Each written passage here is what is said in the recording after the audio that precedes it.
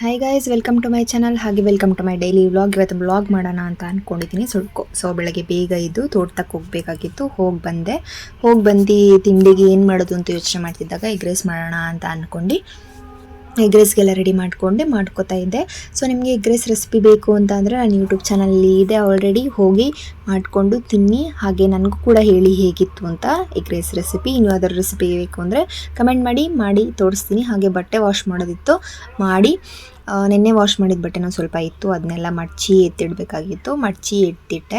ಎತ್ತಿಡೋ ಅಷ್ಟರಲ್ಲಿ ಆಲ್ರೆಡಿ ತುಂಬ ಟೈಮ್ ಆಗೋಗ್ಬಿಟ್ಟಿತ್ತು. ಸ್ವಲ್ಪ ಹೊಟ್ಟೆ ಹಸಿತಿತ್ತು ಯಾಕೋ. ಹಾಗೆ ಸ್ವಲ್ಪ ದಾಳಿಂಬೆ ಹಣ್ಣನ್ನ ಬಿಡಿಸ್ಕೊಂಡು ತಿಂದುಬಿಟ್ಟು ಸ್ವಲ್ಪ ಹೇರ್ ಕೇರ್ ಮಾಡ್ಕೊಳ್ಳೋಣ ಅಂತ ಅಂದ್ಕೊಂಡೆ. ನಾನು ಬರೀ ಕೊಬ್ಬರಿ ಎಣ್ಣೆನ ಹಚ್ಕೊಳ್ಳಲ್ಲ ತಲೆಗೆ, ಸ್ವಲ್ಪ ಅದಕ್ಕೆ ಏನೇನೋ ಸೊಪ್ಪೆಲ್ಲ ಹಾಕ್ಕೊಂಡು ಬೇಯಿಸ್ಕೊಂಡು ನಾನು ತಲೆಗೆ ಹಚ್ಕೊಳ್ಳೋದು. ನಾನು ನಮ್ಮ ಚಿಕ್ಕಪ್ಪನ ಮಗಳು ಸೊಪ್ಪೆಲ್ಲ ಕಿತ್ಕೊಬರೋಣ ಅಂತ ಹೋಗ್ತಾಯಿದ್ವಿ. ಆ ಮನೆ ಹತ್ರ ಪರ್ಮಿಷನ್ ಕೇಳ್ಕೊಂಡು ಸೊಪ್ಪು ಕೀಳೋಣ ಅಂತ ಹೋಗ್ತಾಯಿದ್ವಿ. ಇದು ಯಾವ ಸೊಪ್ಪು ಅಂತ ಅಂದರೆ ಗೋರಂಟಿ ಸೊಪ್ಪು ಅಂತ ನಿಮಗೆಲ್ಲ ಗೊತ್ತಿರುತ್ತೆ ಆಲ್ಮೋಸ್ಟು. ನಾವು ಕೈಗೆಲ್ಲ ಗೋರಂಟಿ ಹಾಕ್ಕೊಳ್ಳೋಕ್ಕೆಲ್ಲ ಯೂಸ್ ಮಾಡ್ತಿದ್ವಿ ಇವಾಗೆಲ್ಲ ರೆಡಿಮೇಡ್ ಬಂದುಬಿಟ್ಟಿದೆ. ಸೊ ಅದನ್ನು ಕಿತ್ಕೊಂಡು ನೆಕ್ಸ್ಟು ಹೋದ್ವಿ ಬೇರೆ ಸೊಪ್ಪು ಕಿತ್ಕೊಳ್ಳೋಣ ಅಂತ. ಗೋರಂಟಿ ಸೊಪ್ಪೊಂದು ಮಾತ್ರ ತುಂಬ ದೂರ ಇತ್ತು. ಸೊ ಅದನ್ನು ಫಸ್ಟ್ ಕಿತ್ಕೊಬಂದು, ಇನ್ನು ಮಿಕ್ಕಿದೆಲ್ಲ ಹತ್ರನೇ ಇತ್ತು. ಕಿತ್ಕೊಳ್ಳೋಣ ಅಂತ ಹೋಗಿದ್ವಿ. ಎಲ್ಲ ಒಂದೇ ಹತ್ರನೇ ಇತ್ತು. ಗೋರಂಟಿ ಸೊಪ್ಪನ್ನು ಬಿಟ್ಟು ಇನ್ನೆಲ್ಲ ಬೇರೆ. ಆಮೇಲೆ ಒಂದು ಸ್ವಲ್ಪ ಬೇವಿನ ಸೊಪ್ಪು ಕಿತ್ಕೊಬೋದಾಗಿತ್ತು, ಅದು ತುಂಬ ದೂರ ಇತ್ತು ನಮ್ಮಿಂದ. ಅದಕ್ಕೆ ಹೋಗೋಕ್ಕೆ ದಾರಿನೇ ಇರಲಿಲ್ಲ ನಮಗೆ. ಸೊ ಬೇರೆ ಕಡೆ ಅಂದಿರೋ ದೊಡ್ಡ ಮರ ಅಲ್ವಾ, ಕಿತ್ಕೊಳ್ಳೋಕ್ಕಾಗ್ತಾಯಿಲ್ಲ. ನೋಡೋಣ ಇದನ್ನೇ ಹೇಗಾದರೂ ಟ್ರೈ ಮಾಡಿ ಕಿತ್ಕೊಳ್ಳೋಣ ಅಂತ ಫಸ್ಟು ದಾಸವಾಳ ಸೊಪ್ಪು ಕಿತ್ಕೊಳ್ಳೋಣ ಅಂದ್ಬಿಟ್ಟು ಎಲೆನ ಕಿತ್ಕೋತಾ ಇದ್ವಿ. ಬಿಳಿ ದಾಸವಾಳದ ಎಲೆ ಹಾಕೋಬೇಕು ಯೂಶ್ವಲಿ, ಅದು ಸಿಗಲಿಲ್ಲ ಎಲ್ಲೂ ಅಂದ್ಬಿಟ್ಟು ಮಾಮೂಲಿ ಕೆಂಪು ದಾಸವಾಳದ ಎಲೆನೇ ಸಿಕ್ತು ನಮಗೆ. ನಮ್ಮ ಮನೆ ಹತ್ರನೇ ಇತ್ತು, ಅದನ್ನೇ ಕಿತ್ಕೋತಾ ಇದ್ದೆ. ಸ್ವಲ್ಪ ಚಿಗುರು ಕಿತ್ಕೊಂಡು, ಬಿಳಿ ದಾಸವಾಳದ ಎಲೆ ಚಿಗುರು, ಹಾಗೆ ಸ್ವಲ್ಪ ಹೂವನೂ ಕೂಡ ಕಿತ್ಕೋತಾ ಇದ್ದೆ. ಹೂವು ಯಾವುದೂ ಅರಳಿರಲಿಲ್ಲ, ಮೊಗ್ನೆ ಅವ್ರ ಮನೆ ಪರ್ಮಿಷನ್ ಕೇಳ್ಬಿಟ್ಟು ಕಿತ್ಕೋತಾ ಇದ್ದೆ, ಬೈತಾರೆ ಕಿತ್ತರೆ. ಹಾಗೆ ಚಿಕ್ಕ ಹೂವನ್ನೇ ಕಿತ್ಕೊಂಡು ಇಟ್ಕೊಂಡ್ವಿ. ನೆಕ್ಸ್ಟು ಅದಾದಮೇಲೆ ನಾನು ಸೀಬೆ ಚಿಗುರನ್ನ ಕಿತ್ಕೋಬೇಕಾಗಿತ್ತು. ಅಲ್ಲೇ ಪಕ್ಕದಲ್ಲೇ ಇತ್ತು, ಆಗಲೇ ಹೇಳ್ದಂಗೆ ಎಲ್ಲ ಒಂದೇ ಕಡೆ ಇತ್ತು ಸೊಪ್ಪುಗಳೆಲ್ಲ. ನೆಕ್ಸ್ಟು ಸೀಬೆಕಾಯಿ ಗಿಡದ ಚಿಗುರನ್ನು ಕೂಡ ಕಿತ್ಕೊಂಡು ಇಟ್ಕೊಂಡೆ. ನನಗೆ ಸೀಬೆಹಣ್ಣು ಬಿಟ್ಟಿದ್ಯಾ ಅಂತ ನೋಡಿದೆ. ಸೀಬೆಹಣ್ಣಿನ ಕಾಲ ಅಲ್ವಲ್ಲ ಇವಾಗ, ಬಿಟ್ಟಿರಲಿಲ್ಲ. ಇನ್ನು ಈಚಿತ್ತು, ಸ್ವಲ್ಪ ಚಿಕ್ಕದು ಬಿಟ್ಟಿತ್ತು.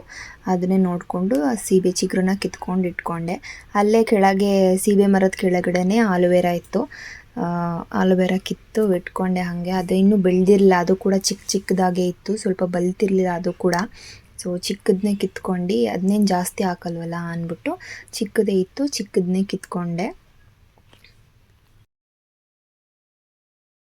ಆಮೇಲೆ ಹೆಂಗೋ ಬೇವಿನ ಮರದ ಹತ್ರ ಬಂದಿದ್ದಾಯಿತು ಅಲ್ಲಿಂದ. ಸೊ ದಾರಿನೇ ಇರಲಿಲ್ಲ, ಹೆಂಗೋ ದಾರಿ ಹುಡ್ಕೊಂಡು ಬಂದಿದ್ದಾಯಿತು.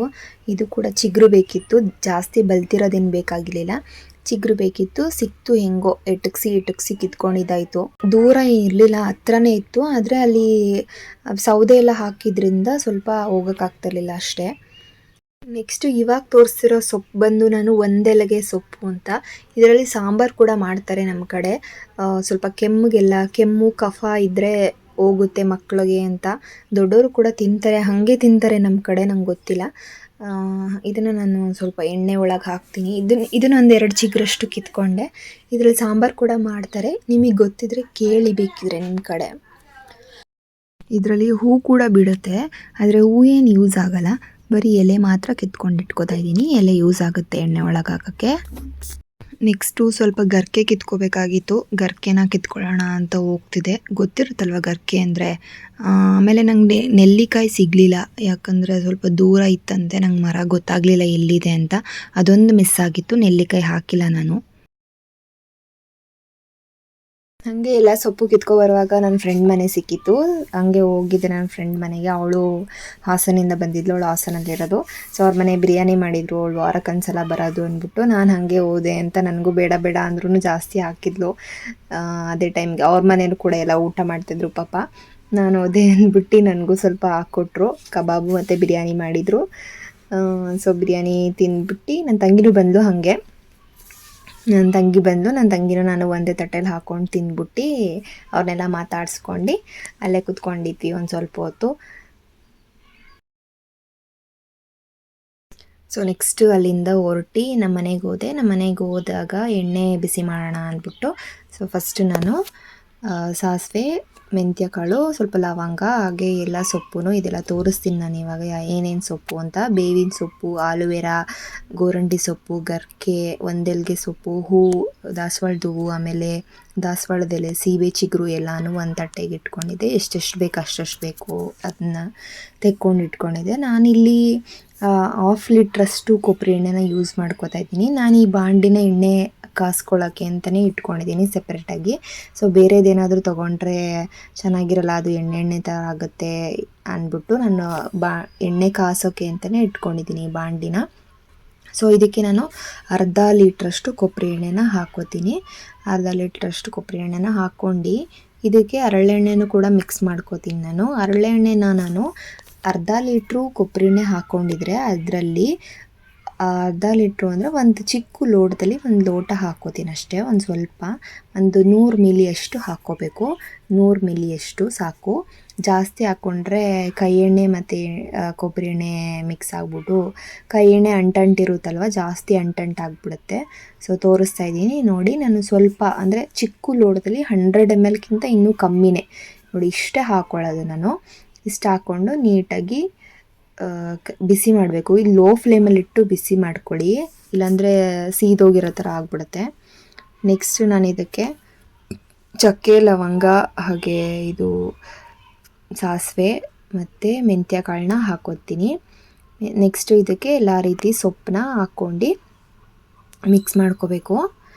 ಮಿಕ್ಸ್ ಮಾಡ್ಕೊಂಡು ಇದನ್ನ ಲೋ ಫ್ಲೇಮಲ್ಲಿಟ್ಟು 10 ರಿಂದ 15 ನಿಮಿಷ ಬೇಯಿಸಬೇಕು. ಜಾಸ್ತಿ ಉರಿನ ಜಾಸ್ತಿ ಮಾಡೋಕ್ಕೆ ಹೋಗಬೇಡಿ, ಇಲ್ಲ ಯಾಕಂದರೆ ಸೀದೋಗ್ಬಿಡುತ್ತೆ. ಇದಕ್ಕೆ ಬೆಂದ ಮೇಲೆ ಒಂದು ಕಲರಿಗೆ ಟರ್ನ್ ಆಗುತ್ತೆ, ಅಲ್ಲಿವರೆಗೂ ನೋಡ್ಕೋಬೇಕು. ನೋಡಿ ಬೇಕಿದ್ರೆ ಇವಾಗ ನಾನು 10 ನಿಮಿಷ ಬೇಯಿಸಿದ್ದೀನಿ ನೋಡಿ. ಸೊಪ್ಪೆಲ್ಲ ಬೇರೆ ಕಲರಿಗೆ ಟರ್ನ್ ಆಗಿದೆ, ಒಂಥರ ಒಣಗಿರೋ ಥರ ಕಲರ್ ಕಾಣಿಸ್ತಾ ಇದೆ, ನೋಡ್ಬೋದು ನೀವೇ ಬೇಕಿದ್ರೆ. ಸೊ ಈ ಥರ ಮಳ್ತಾ ಇದೆ, ಮಳ್ಳುವಾಗ ಗೊತ್ತಾಗುತ್ತೆ ಬೆಂದಿದೆ ಅಂತ. ಈ ಥರ ನೊರೆ ಎಲ್ಲ ಬರ್ತಿರುತ್ತಲ್ವ, ಆವಾಗ ನಿಮಗೆ ಗೊತ್ತಾಗುತ್ತೆ ಇದು ಬೆಂದಿದೆ ಅಂತ. ಸೊ ಹೀಗೇ ಇನ್ನೊಂದು ಸ್ವಲ್ಪ 5 ನಿಮಿಷ ಬೇಯಿಸ್ಕೊಂಡೆ ಲೋ ಫ್ಲೇಮಲ್ಲಿಟ್ಟು. ಈ ಎಣ್ಣೆ ನನಗೆ 1.5 ಮಂತ್ ಆಗುತ್ತೆ ಇದನ್ನು ಯೂಸ್ ಮಾಡ್ಕೋತೀನಿ. ನಾನು ವಾರಕ್ಕೆ 2 ಸಲ ಎಣ್ಣೆ ಹಾಕೋದು ತಲೆಗೆ. ಸೊ ನಾನು ಹೆಂಗೆ ಎಣ್ಣೆ ಹಾಕ್ತೀನಿ ಅಂತ ಅಂದರೆ, ಇವಾಗ ಸ್ನಾನ ಮಾಡೋಕ್ಕೆ 1 ಅವರ್ ಅಥವಾ 2 ಅವರ್ ಮುಂಚೆ ಹಾಕ್ತೀನಿ, ಇಲ್ಲಾಂದರೆ ಒಂದೊಂದ್ಸಲ 1/2 ಅವರ್ ಮುಂಚೆನೂ ಹಾಕಿರ್ತೀನಿ. ಸೊ ನೀವು ಹೇಗೆ ಯೂಸ್ ಮಾಡ್ತೀರಾ ಅದ್ರ ಮೇಲೆ ಡಿಪೆಂಡ್ ಆಗುತ್ತೆ. ನನಗೆ ಒಟ್ಟಿನಲ್ಲಿ ನಾನು 1 ಮಂತ್ ಅಂತೂ ನಂಗೆ ಕಂಪಲ್ಸರಿ ಬಂದೇ ಬರುತ್ತೆ ಎಣ್ಣೆ. ನೋಡಿ ಈ ಥರ ಕಲರಿಗೆ ಟರ್ನ್ ಆಗಿರುತ್ತೆ. ಇದನ್ನು ನೀವು ಎಷ್ಟು ದಿವಸ ಬೇಕಾದರೂ ಇಟ್ಕೋಬೋದು, ಎಣ್ಣೆನ ಬೇಯಿಸ್ಕೊಂಡು ನೀಟಾಗಿ. ಸೊ ಇದನ್ನು ನಾನು ಇವಾಗ ಹೇರ್ಗೆ ಹೇಗೆ ಅಪ್ಲೈ ಮಾಡ್ತೀನಿ ಅಂತ ನಾನು ತೋರಿಸ್ತೀನಿ ನಿಮಗೆ. ನಾನು ಇವಾಗ ಇಲ್ಲಿ ಭಾಗ ಮಾಡಿ ಹಚ್ಕೋತಾ ಇದ್ದೀನಿ. ನೀಟಾಗಿ ಭಾಗ ಮಾಡಿ ಹಚ್ಕೊಳ್ಳಿ, ಡ್ಯಾಂಡ್ರಫ್ ಎಲ್ಲ ಹೋಗುತ್ತೆ. ಹಾಗೆ ಕೂದಲಿಗೂ ಕೂಡ ಹಚ್ಕೋಬೋದು. ಎಣ್ಣೆನ ಹಚ್ಕೊಂಡು ನೀಟಾಗಿ ಒಂದು 5 ನಿಮಿಷ ಮಸಾಜ್ ಮಾಡಿದ್ರೆ ಸಾಕು. ಮಸಾಜ್ ಮಾಡಿ ಆಮೇಲೆ ಸ್ನಾನ ಮಾಡ್ಕೋಬೋದು ಬೇಕಿದ್ರೆ. ನೆಕ್ಸ್ಟು ಹಾಗೆ ಎಣ್ಣೆ ಎಲ್ಲ ಕಾಸಾಯಿತು, ಟೀ ಕುಡಿದು ಎಣ್ಣೆ ಹಚ್ಕೊಂಡು ಸ್ನಾನ ಮಾಡಿದೆ. ಸ್ನಾನ ಮಾಡಿಬಿಟ್ಟು ದೇವರಿಗೆ ದೀಪ ಹಚ್ಚಿ ಕೈ ಮುಗಿದು ಕಾಫಿ ಕುಡಿಯೋಣ ಅಂದ್ಬಿಟ್ಟು ಕಾಫಿ ಮಾಡಿಕೊಂಡೆ. ಕಾಫಿ ಕುಡಿದ್ಬಿಟ್ಟು ಟೀ ಕುಡಿಯೋ ಟೈಮ್ ಆಗಿತ್ತು, ಹಾಗೆ ಟೀ ಮಾಡ್ಕೊಂಡು ಕುಡಿದು ಹಂಗೆ ಹಿಂಗೆ ಆಡಿ ಊಟ ಟೈಮ್ ಆಯಿತು. ನಮ್ಮನೆ ಇವತ್ತು ಚಿಕನ್ ಫ್ರೈ ಮಾಡಿದ್ದೆ. ಚಿಕನ್ ಫ್ರೈ ರೆಸಿಪಿ ನನ್ನ ಯೂಟ್ಯೂಬ್ ಚಾನಲ್ ಹೋಗಿ ಟ್ರೈ ಮಾಡಿ ತಿಂದ್ಬಿಟ್ಟು ಹೇಗಿದೆ ಅಂತ ಹೇಳಿ. ಇಲ್ಲಿಗೆ ಈ ವ್ಲಾಗ್ನ ಎಂಡ್ ಮಾಡ್ತಾ ಇದ್ದೀನಿ. ಇನ್ನು ಯಾರು ನನ್ನ ಚಾನಲ್ಗೆ ಸಬ್ಸ್ಕ್ರೈಬ್ ಆಗಿಲ್ಲ ಬೇಗ ಬೇಗ ಸಬ್ಸ್ಕ್ರೈಬ್ ಆಗಿ ಅಂತ ಹೇಳ್ತಾ ನೆಕ್ಸ್ಟ್ ವಿಡಿಯೋದಲ್ಲಿ ಸಿಗ್ತೀನಿ. ಬಾಯ್.